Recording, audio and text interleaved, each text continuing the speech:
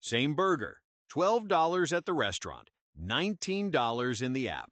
Here's where the other $7 went. Nobody stole anything. Every fee is disclosed right there on the screen, and you still got played by three different companies at once.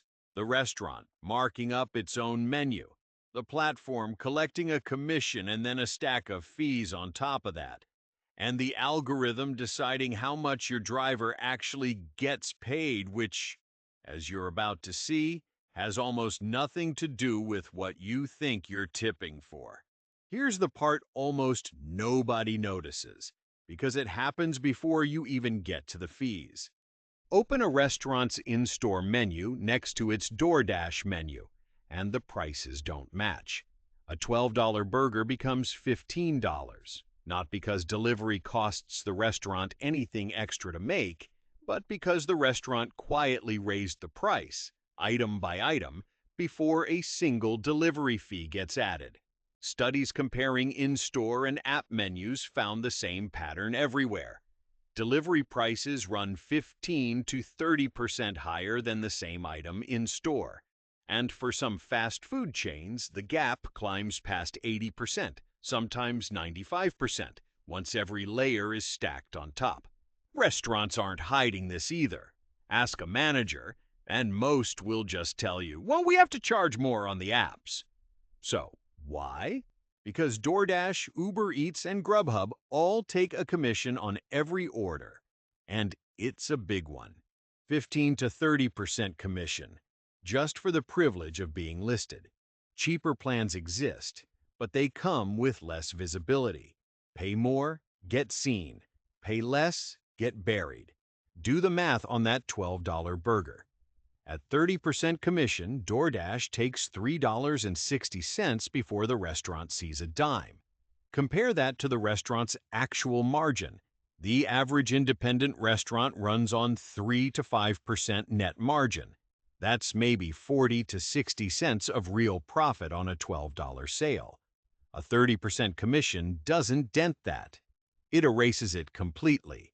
So restaurants have exactly one lever: raise the app price until the math works again. Not greed, arithmetic.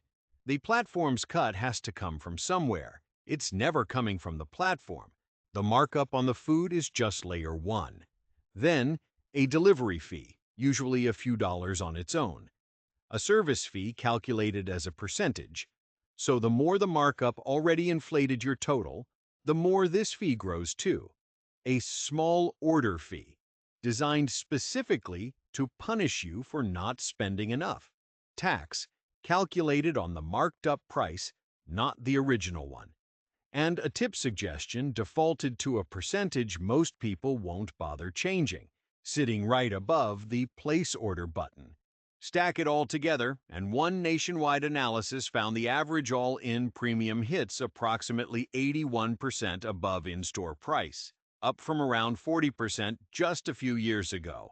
On a $12 item, that's not a couple of dollars. That's most of another meal's worth of markup, hiding across 5 different line items instead of one honest number. Every one of those numbers is technically disclosed, but splitting one honest markup into 5 small line items makes each piece feel too small to argue about. And it's not evenly distributed. Some chains get hit far harder than others. One widely cited study found a basic Chick-fil-A order that costs about $9.85 in-store can run as high as $23 on some delivery apps once everything is stacked on. Well over double.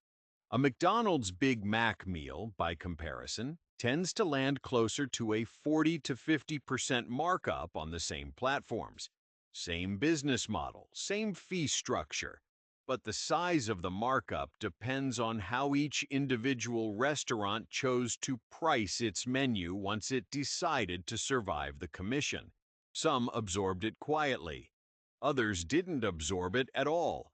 They just passed the whole thing straight to you. Restaurant raised the price to survive the commission. Platform collected the commission plus a stack of fees. Someone in this chain must be doing well, right? Not necessarily the driver. DoorDash pays drivers base pay plus tips. Base pay, $2 to $10 per delivery, set by DoorDash using a formula it doesn't publish. According to driver tracking data from Gridwise, base pay covers only about 42 to 43% of a typical payout. Rest comes from tips. Take the tip away entirely, and pay for drivers frequently lands below minimum wage once you count gas, car wear, and the 15.3% self-employment tax they pay as independent contractors since Dashers aren't employees. This isn't a new complaint either. In 2019, after public backlash that customer tips were effectively covering what should have been DoorDash's own base pay, the company announced it was changing the model. CEO Tony Hsu promised every tipped dollar would be an extra dollar in the driver's pocket, on top of base pay, not instead of it. DoorDash wasn't even alone in that practice. Instacart was accused of the exact same thing around the same time, and publicly apologized for it before changing its own pay model too. It wasn't a glitch. It was, for a while, just how the industry worked.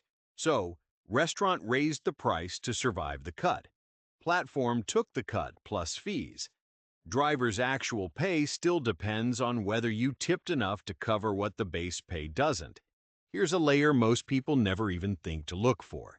That burger place you ordered from on the app, that wing spot 3 listings down, with a completely different name, different logo, different menu, there's a real chance they're the exact same kitchen, same stove, same cooks, same building, just listed on the app 3, 4, 5 separate times under different brand names. It's called a virtual brand, sometimes a ghost kitchen. One physical kitchen, running multiple restaurants that exist only inside the app. No sign on the street, no dining room, sometimes no legal restaurant at all beyond a name and a logo slapped onto a menu. Why bother? Because more listings mean more shelf space. Show up in a wing search and a burger search and a bowl search from the exact same kitchen, and you triple your chances of getting picked. All without opening a second location, hiring a second staff, or paying a second rent. It got so aggressive that the platforms had to step in. Uber Eats ran a cleanup in 2023 and pulled 8,000 virtual brands in 4 months. Both Uber Eats and DoorDash now require a virtual brands menu to differ by roughly half its items from any other brand running out of the same kitchen. Otherwise, it's just the same restaurant wearing a costume, farming extra visibility the algorithm was never supposed to hand out for free. So, on top of the markup, on top of the fee stack, on top of the driver pay squeeze, some of what you're browsing isn't even real competition. It's one kitchen, quietly running for office under 3 different names. Here's the part that makes this whole system genuinely strange. DoorDash was founded in 2013, and for essentially its entire existence, it lost money. Not lost a little.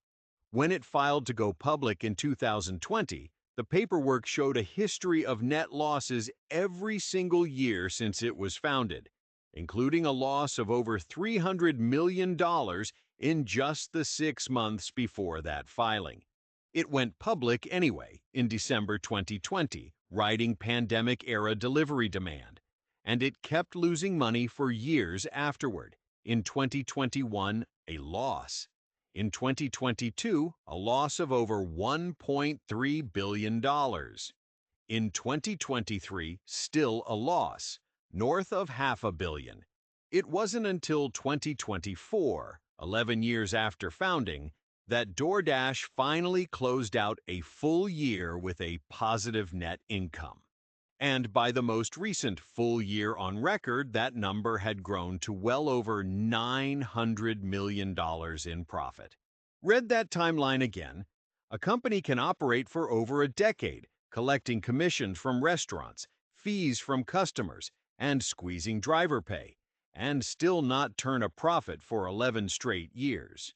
Which tells you something about how thin the margins really are on every side of this transaction, and why every dollar of markup, Every fee, every cent shaved off a driver's base pay isn't incidental. It's the entire business model, straining just to break even. So why does it keep working? Why hasn't the backlash killed it? Because the premium hides in plain sight, one small number at a time. Uber's own research found nearly half of users compare app prices to in-store prices, and when they spot a markup, most abandon the order. Platforms know this. That's exactly why the burger price goes up by $3 instead of the delivery fee going up by $3. A menu markup reads as restaurant pricing. A fee reads as the app's fee. Split the premium in half, and each half feels small enough to shrug off.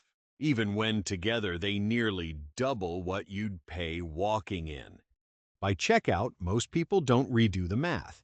Convenience already won, and the order's already placed before anyone stops to add it all back up. So next time your $12 burger rings up at $19, nobody hid anything. The restaurant raised its price to survive a commission it can't negotiate. The platform split that markup into fees, small enough that none of them look worth fighting. And the driver who brought it to your door is hoping you tipped enough to cover pay that was never designed to be enough on its own. Three companies, three separate math problems, all trying to survive on margins so thin the platform itself spent 11 years in the red just to get here. One receipt. If you want to see the money actually move, the fees, the commissions, the business models built to look invisible, that's what this channel is for. Subscribe, and I'll see you in the next one.